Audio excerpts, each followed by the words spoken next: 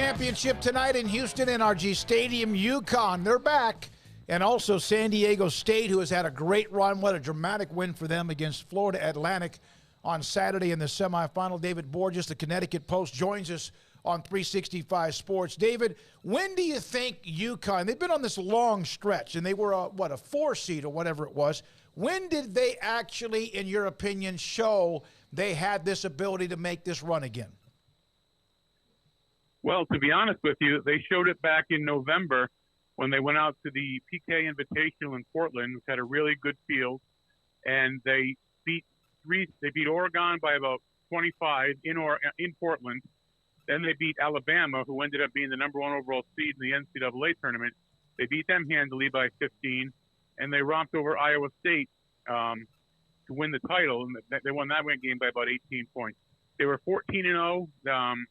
They had not lost a single game by less than double digits, or I should say they won every game by more than double digits. So you saw that back in November and December, and then they hit a bad slide in January. But when they started picking up again about a month or so ago, you knew they still had it in them. So do you think that they were able to get people to sleep on them because of that bad stretch? Because this looks like a team that is just an absolute juggernaut, and from the jump, like you said. Yeah, well, the thing is, they got into Big East play, and the Big East is, still a very, very, maybe the best conference. I mean, Big 12 certainly could take that claim as well, but it's a very physical conference.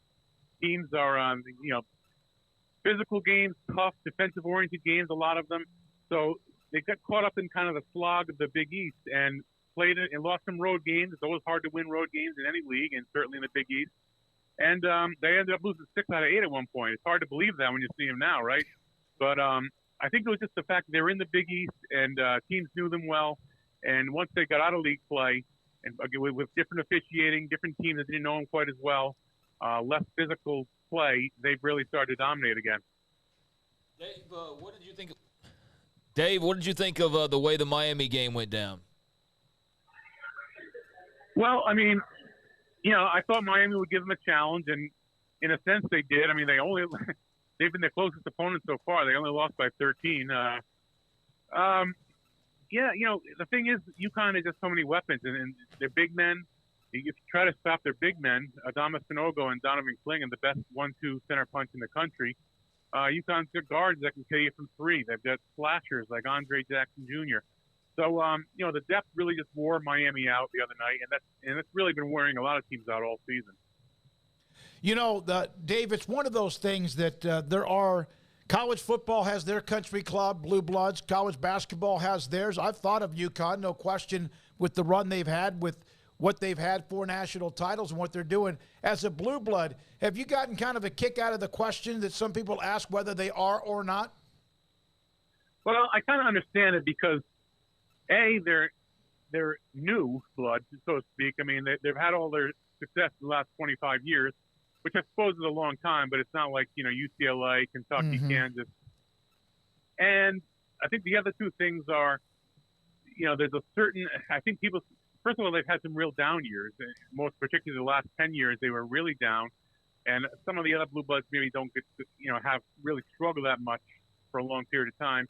And then there's just the fact that I think there's a perception that a couple of their titles were kind of fluky in that they got good draws, a lot of higher-ranked teams lost. They got great performances by Kemba Walker one year and Shabazz Napier the other.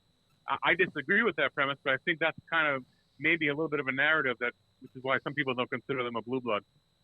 So the Sanogo story, can you go through, I don't know this, is the recruitment of him and kind of how he became a part of UConn? How did that, do you remember that story? Oh, yeah. He was just about signed, sealed, and delivered to play at Seton Hall. He didn't grow up in New Jersey, but he lives in New Jersey. So they were essentially the hometown school. And his high school coach said he basically was ready to go there. And UConn kind of swooped in at the last minute. And he took their, he just fell in love with UConn, love at first sight. So figured it was a better chance, in his words, better chance for him to get to the NBA through UConn. They put more guys into the league. And UConn kind of swiped him right under Seton Hall's nose, and it certainly worked out for UConn. Yeah, he's got, well, I guess it's more now, but he came into the game with 17 threes. Now he's bombing them. Did he just pick that up here in the last 3 weeks? No, he's been doing it all year. His first 2 years at UConn, he took exactly one 3-point shot,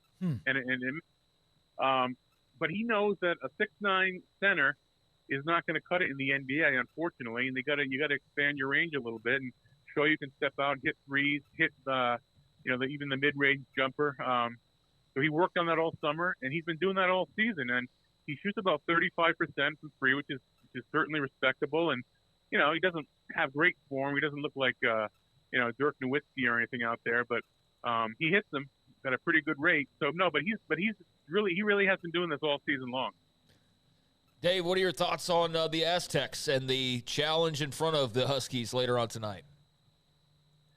Well, I mentioned, obviously, when UConn struggled in January, they got into the slog of physical Big East teams. And San Diego State is kind of like that. They're physical, defensive-oriented teams. So, in theory, they could give UConn a battle, no question about it. Maybe their toughest challenge yet.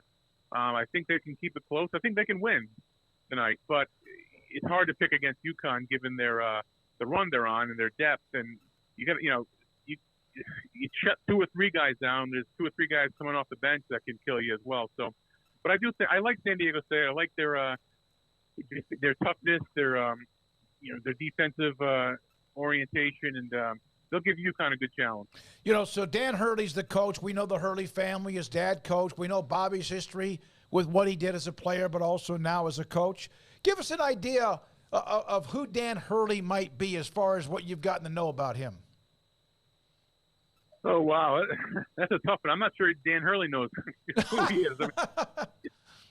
Excuse me. He's a complex guy, complicated, just very, dedicated to his craft. I mean, just works so hard, lives and dies his job, college basketball. Doesn't have, he's the kind of guy doesn't have a lot of close friends, but loves his family, very close to his family, and loves his job, loves his players.